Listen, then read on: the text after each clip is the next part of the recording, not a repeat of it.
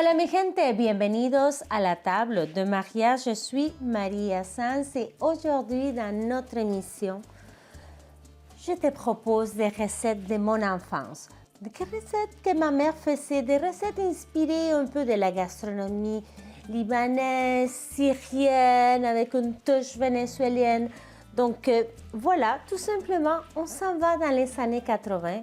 Voilà, big hair, voilà, années 80. Donc on commence avec un cocktail dans lequel on va retrouver des ingrédients qui aussi nous retrouverons dans les recettes qu'on fera aujourd'hui. Donc, surtout la pomme grenade. Donc, à chaque fois que je vois en magasin quelque chose avec pomme grenade, je l'achète parce que j'adore. Il y avait un arbre de pomme grenade chez des bons amis à ma mère. En fait, c'était une fille, une dame qui était encore vivante, qu'on appelait tante, tellement elle était bonne amie de ma mère. Et elle avait un arbre. En fait, c'est comme un grand arbuste, quelque chose de la sorte. Donc, j'ai des très beaux souvenirs en allant cueillir des pommes grenades et après les manger à la cuillère, puis tout tacher le visage, les mains. Et voilà, donc c'est pour ça que j'en achète tout le temps, même si c'est cher. Et il n'y en a pas tout le temps disponible. Donc, dès qu'il y en a disponible, j'en achète. Donc, ici, la pomme grenade, j'ai ajouté quelques feuilles de menthe dans mon shaker, dans lequel je n'ai pas de glace encore. Donc, je vais mettre juste quelques-unes. Puis après, on va garder aussi un peu pour la finition de la décoration de notre... une des recettes, en fait. Donc, c'est sûr qu'il y a plein de façons de le faire dans une bol d'eau. On peut le taper avec la cuillère. Donc, oui, je peux faire ça. Et je vais le faire.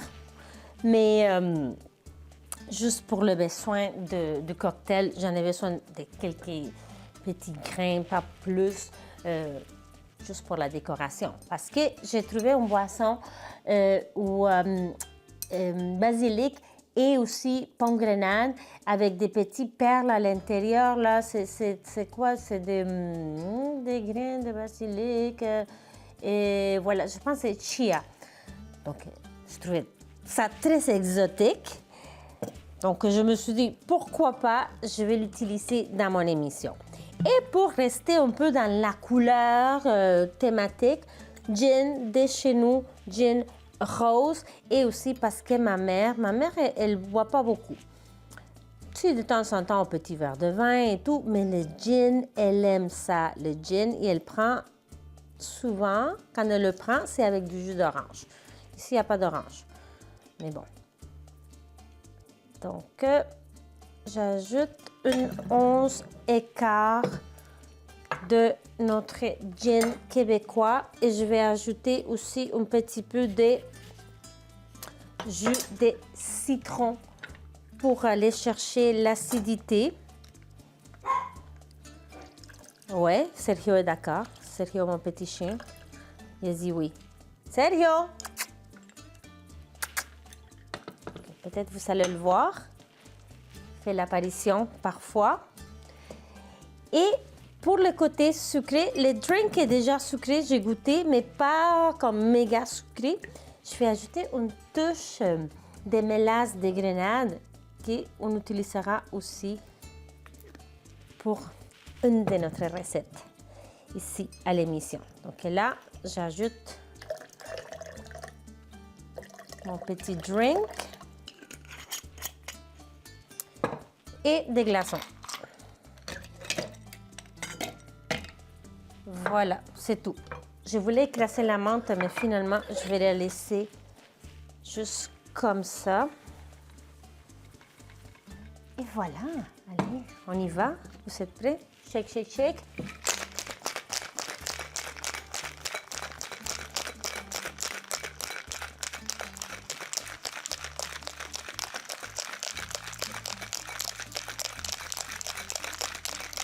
Bien refroidir tous nos ingrédients et je pense que je vais aller comme ça parce que je veux avoir les petits grains des pommes grenades et la menthe. Donc, je vais aller juste comme ça. Et aussi les glaçons.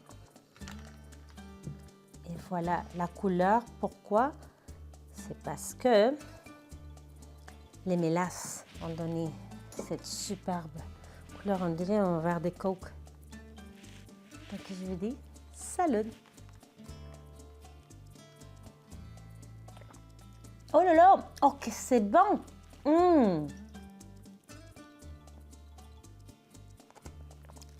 Mais voilà, ce qu'on sent, c'est les grenades, mais à plusieurs niveaux.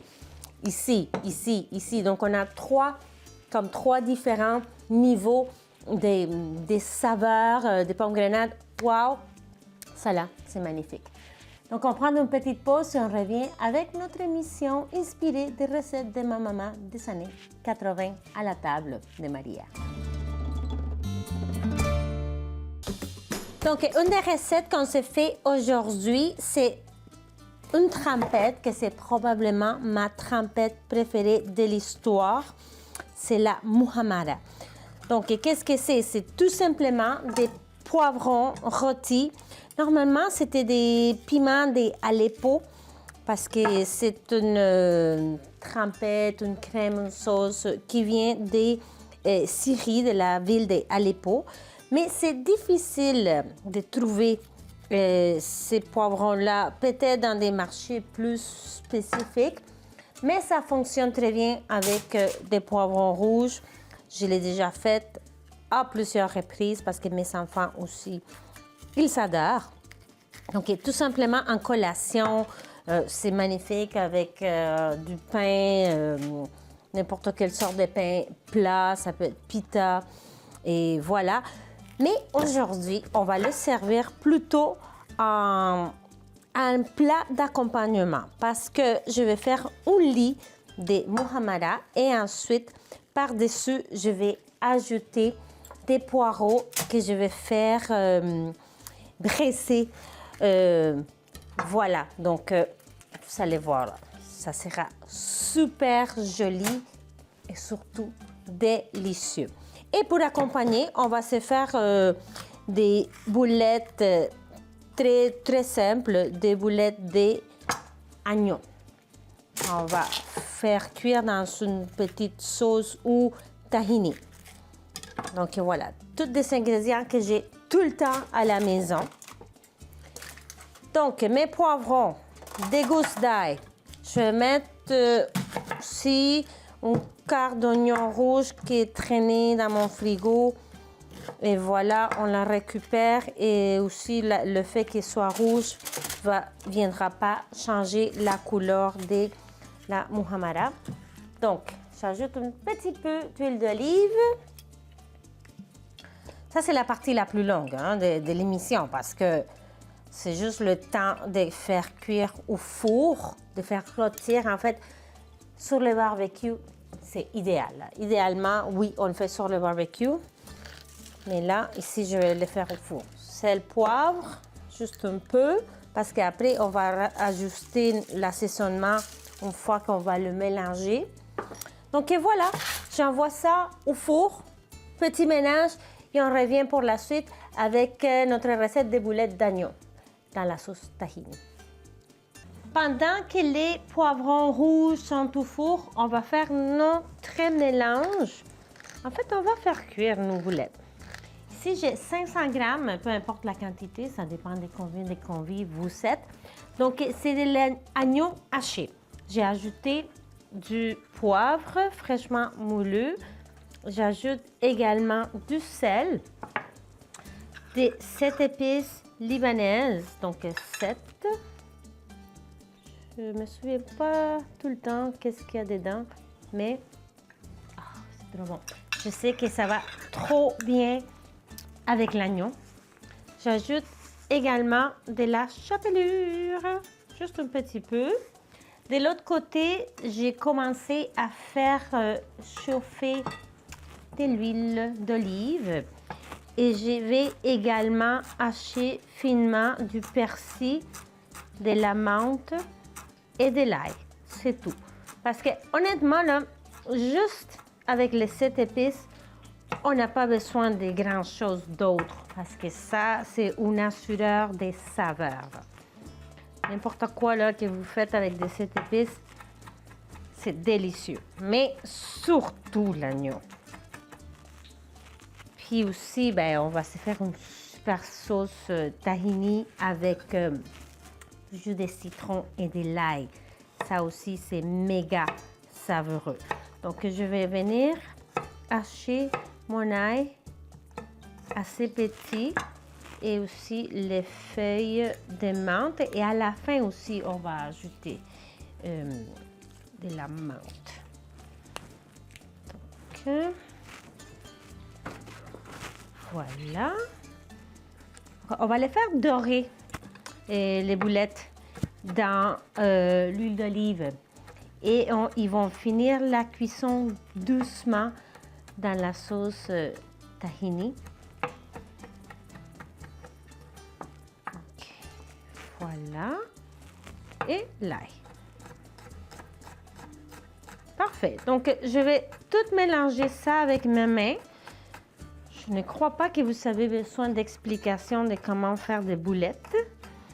Moi, je vais vouloir faire des petites boulettes. Si vous voulez faire des grosses, faites des grosses. Mais je vous recommande fortement aller plus avec des petites parce que comme ça pourrait être le repas au complet qu'on va faire.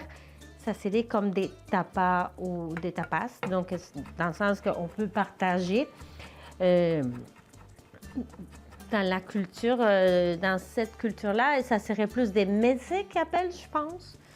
Mais en tout cas, pour moi, c'est des tapas. Donc, voilà, je mélange.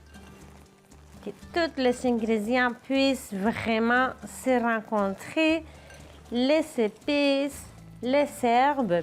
Et je vais aller les faire dorer dans l'huile d'olive. Donc, petite pause, le temps que je fasse ma production des boulettes. Et on se voit dans quelques minutes pour la suite. Ça va être pour la muhammara. Surtout parce qu'il y a plusieurs ingrédients là, puis il faut les faire griller avant et tout. Donc, petite pause et on se voit dans quelques minutes ici, à la table de Maria.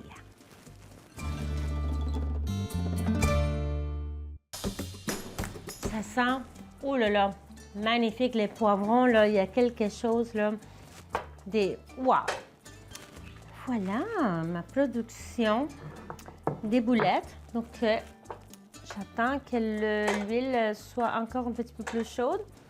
De l'autre côté, j'ai ma petite poêle dans laquelle je vais faire revenir des noix de Grenoble, juste pour les réveiller un peu, parce qu'on va les ajouter dans la muhammara.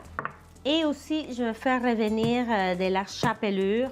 Donc après, je vais le mettre de côté, parce qu'on va le passer au mélangeur. Donc, on ne veut pas les brûler, hein?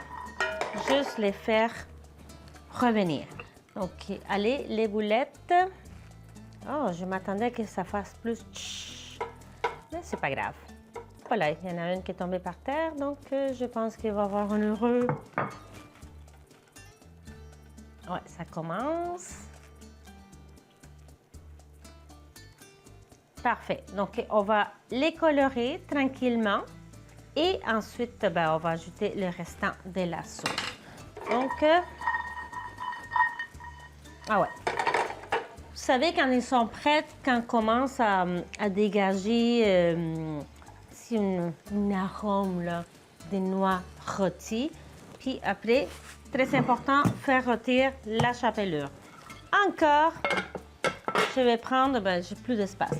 On va prendre une autre petite pause, puis on revient avec la suite des recettes de mon enfance ici à la table de Maria.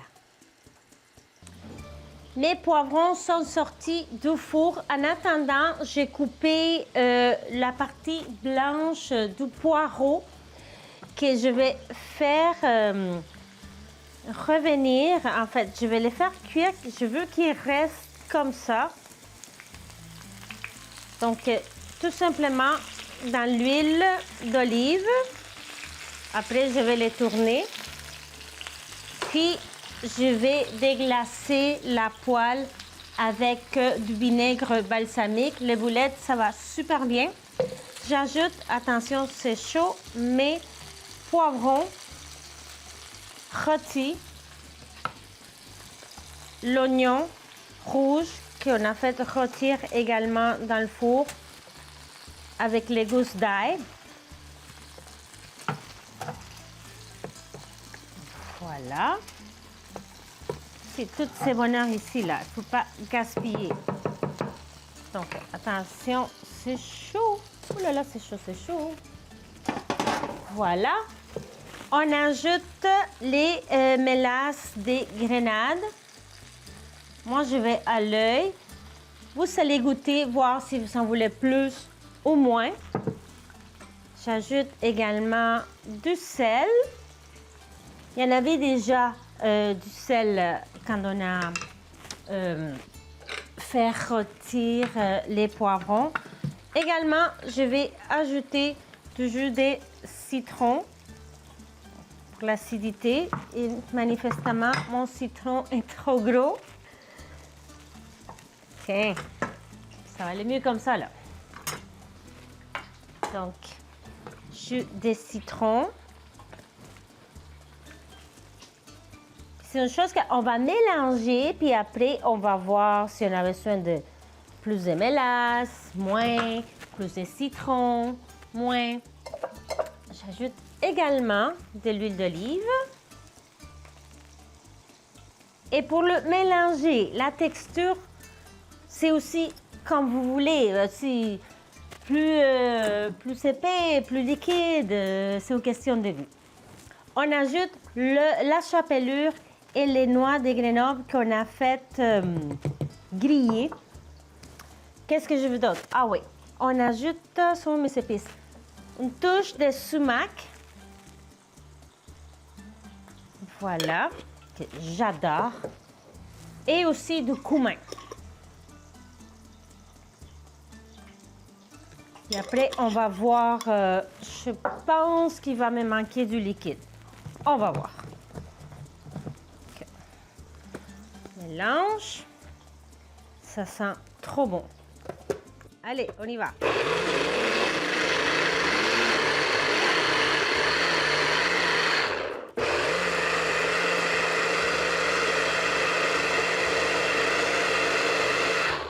Non, je pense que... La couleur est magnifique.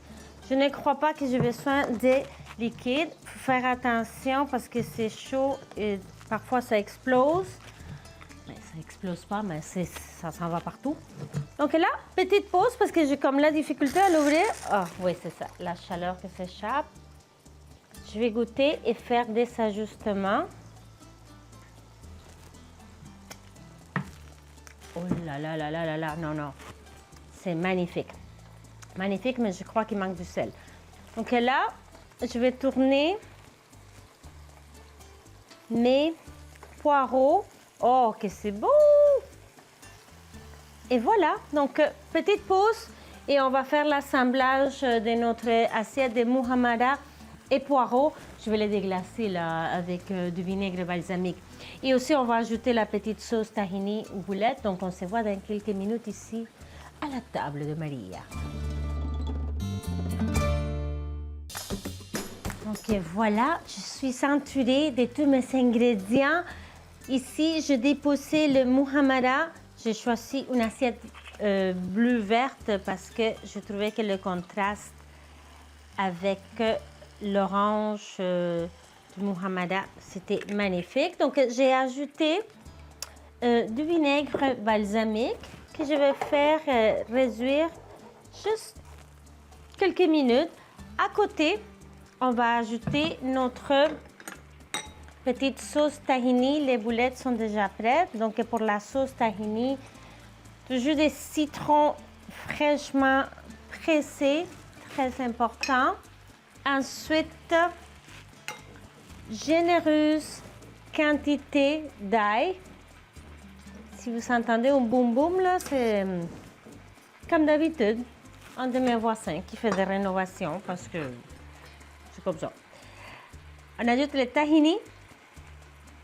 Donc, qu'est-ce que c'est là, le tahini? C'est une pâte des grains de sésame grillés. C'est juste ça et c'est trop bon. J'ajoute de l'eau aussi. Je mélange bien.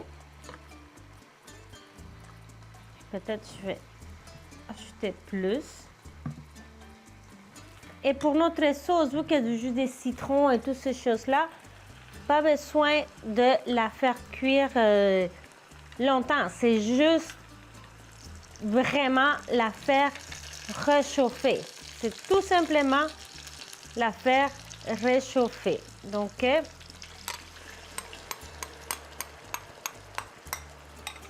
voilà. Ça de côté. Donc, elle a laissé se rencontrer avec les boulettes. Très bien. Donc, je prends mes petites rondelles de poireaux et je vais venir les déposer sur la muhammara. Je crois que c'est le temps que je m'en achète de nouvelles pinces parce qu'on dirait qu'ils sont comme décalés. Oh là là, ça sent trop bon. Ok, là, je vais aller comme cela. Je vais ajouter comme petite décoration une coupe de fleurs. Comme ça. N'est-ce pas magnifique? Voilà. Une fleur par... C'est des fleurs comestibles, hein? Ne vous inquiétez pas. Et voilà, je vais servir les boulettes.